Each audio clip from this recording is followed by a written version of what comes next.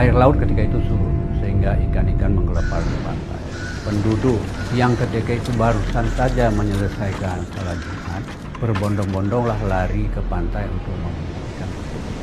Mereka tidak menyadari bahwa dari kejauhan ada gulungan ombak menerpa apa saja yang ada di pantai, termasuk masyarakat yang sedang ramai memungut ikan tersebut.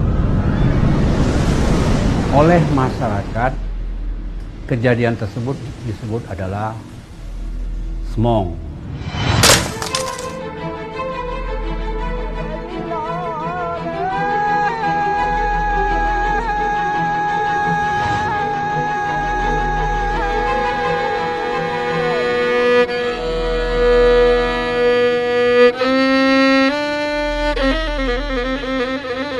Dari kejadian tersebut hanya tersisa hikayat-hikayat, cerita-cerita yang ada dan hidup di tengah-tengah masyarakat.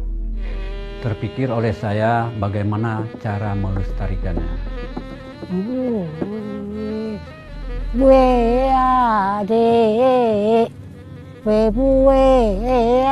Saya terdorong untuk menciptakan puisi-puisi yang berkenaan dengan tsunami atau semong, lebih khusus lagi pada saat terjadinya semong tahun 2004 yang lalu. Di dalam peristiwa tersebut ada korban, anak-anak saya sejumlah 4 orang yang hilang.